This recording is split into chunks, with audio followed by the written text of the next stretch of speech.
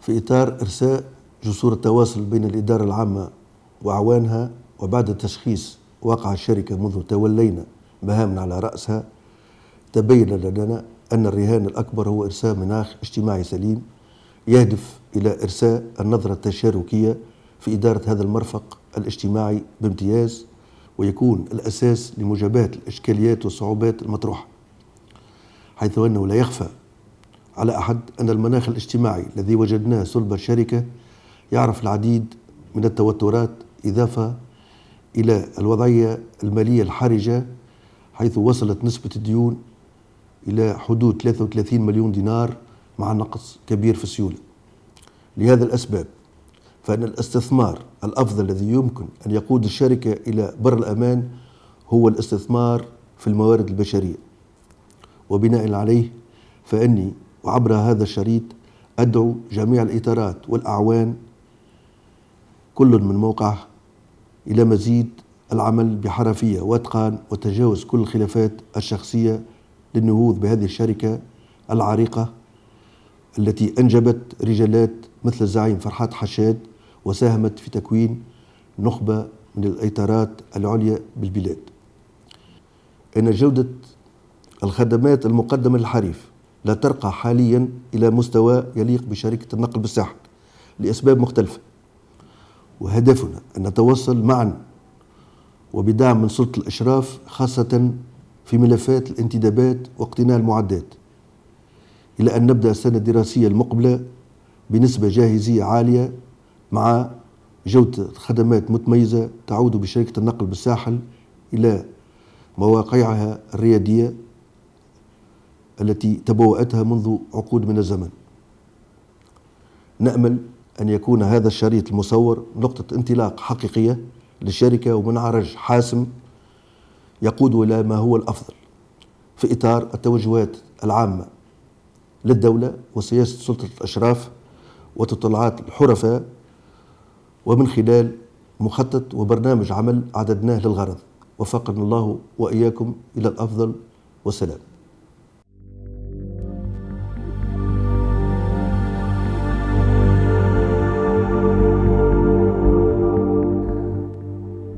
صور تتعاقب وتخلد تاريخا نحتته شركة النقل بالساحل عبر مرور الزمن، صورا تحمل في طياتها مجهود رجال أسسوا وعملوا لتأمين راحة غالبية المواطنين ولدفع عجلة التنمية في كامل جهة الساحل وأينما تصل خدمات أسطولها. هذه الشركة التي كانت ولا تزال مرفقا عموميا واجتماعيا بامتياز، تألقت في كل المحطات التاريخية وأسهمت بالكثير في سبيل الرقي بقطاع النقل البري بالبلاد بفضل إتقان أبنائها لعملهم واحترامهم للثوابت والمبادئ التي آمنت بها الشركة وعملت على تجسيدها على امتداد تاريخها المجيد. ليس ثمة ما تخفيه شركة النقل بالساحل، فهي تتعامل مع حرفائها بكامل الشفافية وتصغي إلى مشاكلهم اليومية وتعمل على الأخذ بملاحظاتهم ومقترحاتهم، وهو ما جعلها رائدة في خدمة النقل البري الحضري وبين المدن رغم المشاكل العديدة التي يتخبط فيها القطاع ككل. تأسست شركة النقل بالساحل بعد حوالي 8 سنوات من ميلاد دولة الاستقلال، وتحديدا في عام 1963 بمعدات مجموعة من الشركات المتواجدة بالجهة آنذاك، مثل شركة ستراس والحبارة والستال والسعيدية والتعاون. هي شركة خفية الاسم برأس مال قدره 400 ألف دينار، متكون من 80 ألف سهم راجع إلى مجلس الولاية بسوسة وأغلب بلديات الساحل. هذا دون أن ننسى الأشخاص الطبيعيين والمعنويين من الخواص.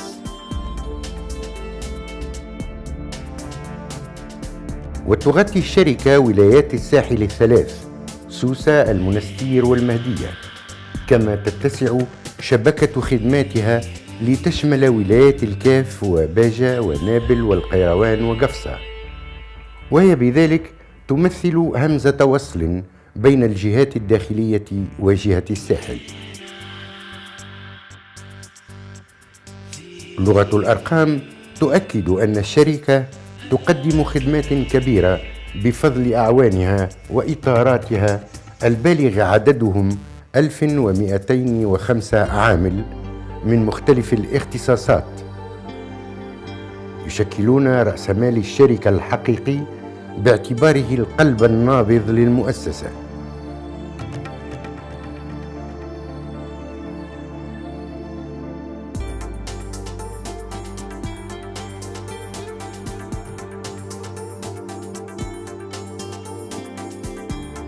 لذلك فقد أولت الشركة أهمية كبرى بالجانب الاجتماعي وتقديم الخدمات الصحية لفائدة العمال من خلال منظومة التأمين على المرض وتوزيع الإعانات المدرسية على أبنائهم وتمتيعهم بمنح مدرسية ترافقهم إلى مرحلة التعليم العالي وتكريم الأعوان المحالين على شرف المهنة.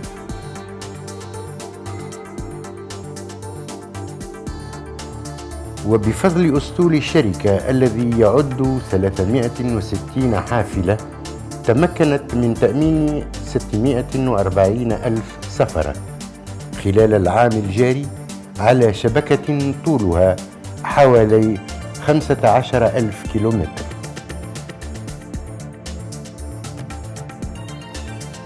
وقد قطع أسطول الشركة في عام واحد 20 مليون كيلومتر، وتم نقل 89 مليون مسافر، منهم 60 مليون من صفوف التلاميذ.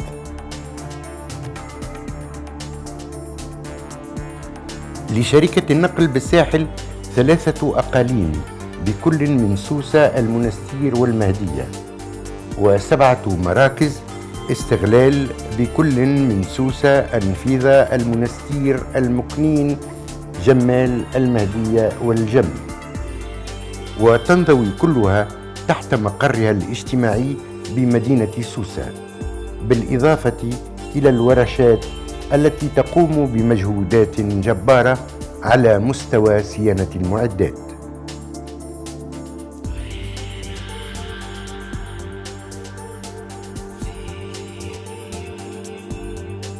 أما واقع الشركة فإنه يعاني في السنوات الأخيرة العديد من العراقيل، مثل تأخير إنجاز الاستثمارات وخاصة في المعدات، حيث سجل تأخير في اقتناء أسطول الحافلات الجدد لسنوات 2013 و14 و15، والذي يعد 128 حافلة باعتمادات تقارب 48 مليون دينار، إلى جانب التأخير في الحصول على تراخيص الانتدابات للسنوات الفارطة.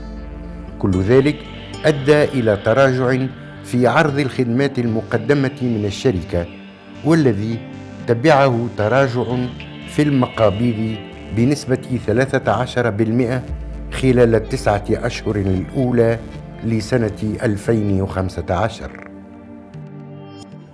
ورغم المشاكل والعراقيل التي تعاني منها شركة النقل بالساحل بسبب الظروف الاستثنائية التي تعيشها بلادنا ككل، فإن الإدارة العامة الجديدة كلها عزم وإصرار على تجاوز العقبات الموجودة بمزيد تنقية المناخ الاجتماعي ودعم العمل التشاركي مع الأطراف الاجتماعية للشركة، اقتناعا منها أن هناك الكثير مما يجب إنجازه لبلوغ الأهداف المرجوة والتي تسعى شركة النقل بالساحل لتحقيقها.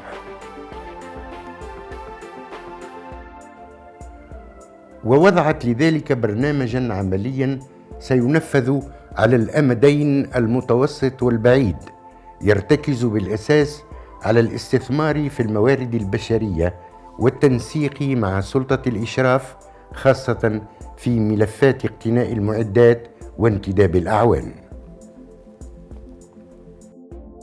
إن الهيكلة الإدارية المنظمة والخاضعة لمعايير علمية يبقى هدفاً سيضمن نجاح هذه الشركة، وإن تحسين الجودة يبقى الرهان الأكبر إذا ما توفرت الشروط لذلك. فوجود محطة كبرى ولائقة وسط مدينة سوسة يبقى مطلباً أساسياً ورافداً من روافد النجاح، حيث أن الموقع الحالي لوقوف الحافلات بمحطة سيدي يحيى غير مهيئ لأسطول الشركة، وخاصة في أوقات الذروة. إن حالة الاكتظاظ هذه مؤشر سلبي في سلم الجودة، ويؤثر على مستوى مردودية الحركة الاقتصادية عموما من خلال تأخير السفرات وعدم استيعاب المكان لتدعيم الأسطول لتحقيق طلبات الحرفاء في وقت مضبوط.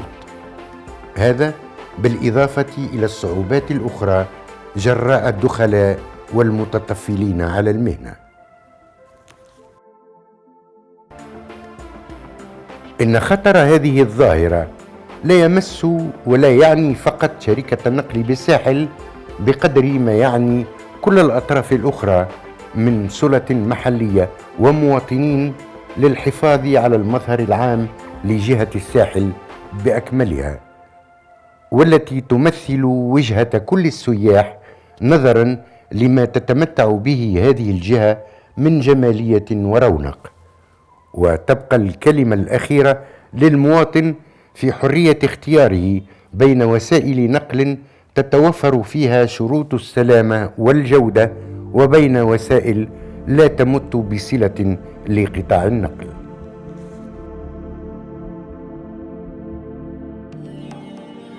إن العلاقة البناءة التي تجمع شركة النقل بالساحل ونقاباتها الأساسية هي علاقة تاريخية تعود بنا إلى نشأة الشركة في الفترة الاستعمارية سنة 1932، والتي اقترنت بأحد رموز النضال الوطني وهو الزعيم النقابي الشهيد فرحات حشاد. هذا الذي حتمت عليه ظروفه الاجتماعية الانقطاع عن الدراسة في سن مبكرة رغم تحصيله الشهادة الابتدائية بامتياز، فكان أن قدم إلى الساحل وتحديدا إلى سوسة، حيث بدأ حياته المهنية مبكرا بالشركة التونسية للنقل بالساحل. هذه التجربة التي خاضها الشهيد فرحات حشاد في سن مبكرة كانت حافزا له للمضي قدما نحو التألق في حياته المهنية، فكان يعاين عن قرب الظلم المسلط على العمال وانتهاك أبسط حقوقهم، الشيء الذي غرس فيه الحس النقبي، فكان مدافعا عن حقوق العمل حاملا لهمومهم. ومن أجل ذلك انخرط حشاد في نقابة عمالة النقل التابعة للجامعة العامة للنقل. وفي أواخر سنة 1937 أضرب عمالة النقل بسوسة بقيادة الزعيم فرحات حشاد، وذلك لإرغام الشركة على الاعتراف بحقوقهم. وقد ترتب عن هذا الإضراب الناجح نقلة حشاد تعسفيا من سوسة إلى صفاقس. كانت هذه أصل الحكاية، حكاية شركة النقل بالساحل التي ارتبطت نشأتها بحشاد تماما كارتباطها اليوم بالاتحاد العام التونسي للشغل، الشريك الفاعل في الحفاظ على نجاح الشركة وديموميتها بسياسة الحوار الاجتماعي، والتي تطورت لتكون سياسة للحوار الوطني والتأليف بين الفرقاء السياسيين، قادته إلى التتويج بواحدة من أفضل الجوائز العالمية وأنبلها جائزة نوبل للسلام لسنة 2015، التي جلبت أنظار العالم لمباركة النموذج التونسي في الانتقال الديمقراطي.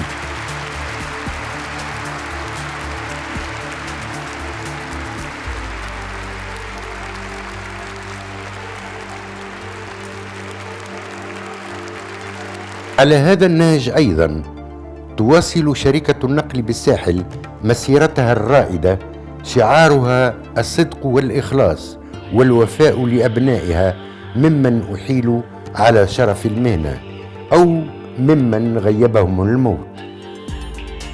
فهي اليوم تشد على أيادي أبنائها حاثة إياهم على مزيد البذل والعطاء خدمة للبلاد والعباد، ومساهمة منها في إنجاح الصرح الحضاري التي تبنيه تونس اليوم في سبيل غد أفضل.